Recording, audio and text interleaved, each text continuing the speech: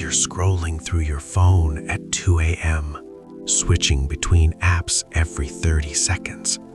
Not because you're bored, because your mind is building 6 different arguments, remembering 3 conversations from last week, planning tomorrow's work, and simultaneously wondering why light bulbs hum.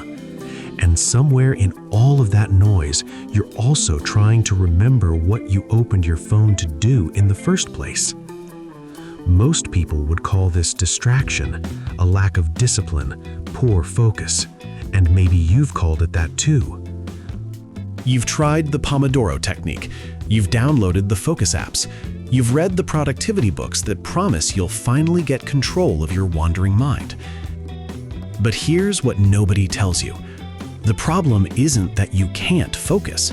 It's that you're focusing on everything at once. There's a specific cognitive pattern that affects somewhere between 15–20% of people.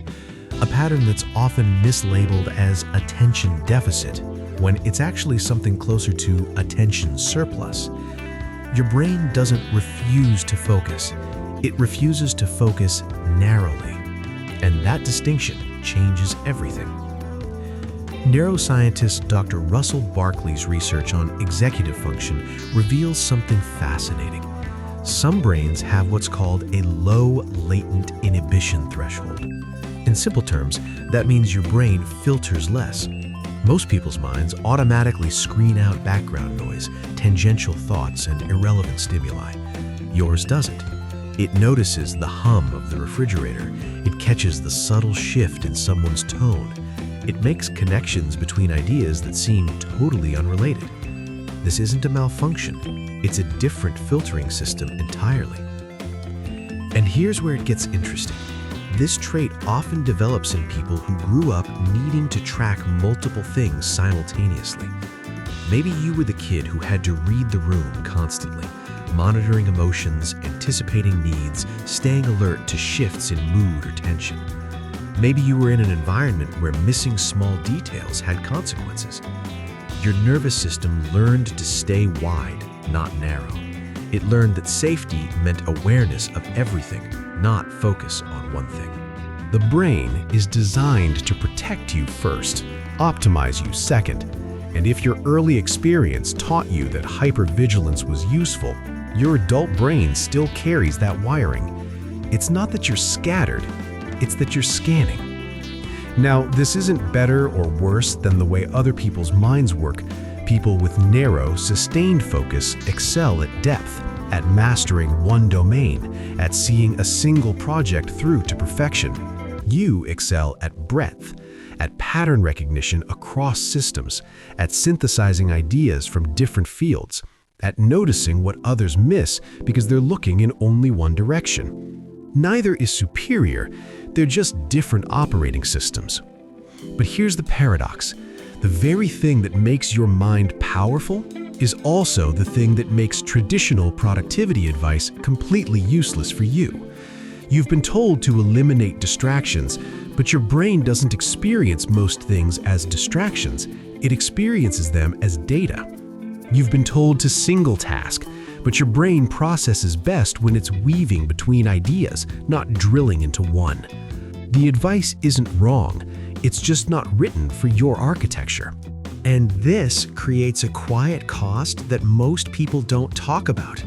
You've probably spent years thinking you're broken, that if you just tried harder, you'd be able to sit still and focus like everyone else seems to.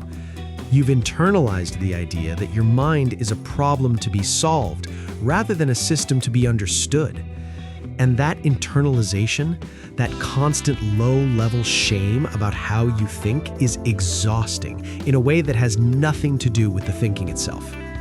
But here's what changes when you stop trying to fix your focus and start working with it. You realize you don't need to force your mind into a narrow beam. You need to give it structured room to move, not chaos, structure. Because what looks like scattered thinking from the outside is often incredibly organized on the inside. You're not lost, you're just navigating a larger map than most people can see. The people who figured this out, the ones who've stopped fighting their cognitive style, they don't use traditional focus techniques. They use what I call productive wandering. They build systems that let their minds move while still producing output. They work in spirals, not straight lines. They keep multiple projects alive at once, rotating between them as their attention shifts. They've learned that their best work doesn't come from forcing single-minded focus. It comes from letting their brain make the connections it's trying to make and then capturing those connections before they dissolve. This isn't about being more productive. It's about being less violent toward your own mind. It's about recognizing that the way you think isn't a disorder, it's a design. And like any design, it has optimal conditions. Trying to make your brain work like someone else's is like trying to run Mac software on a PC. It's not a moral failure when it doesn't work, it's just incompatible architecture. You are not unfocused. You are not broken. You are not failing at something that should be easy. Your mind is doing exactly what it was trained to do. Stay wide, stay alert, stay scanning. And in a world that's increasingly complex, increasingly interconnected, increasingly dependent on people who can see patterns across domains, that's not a liability. It's exactly the kind of intelligence we need. If this felt familiar, if something in here landed in a way that made you pause, then you're probably one of the 15–20%. And there's a lot more to understand about how your specific mind works. But that's a longer conversation. For now, just know, you're not the problem.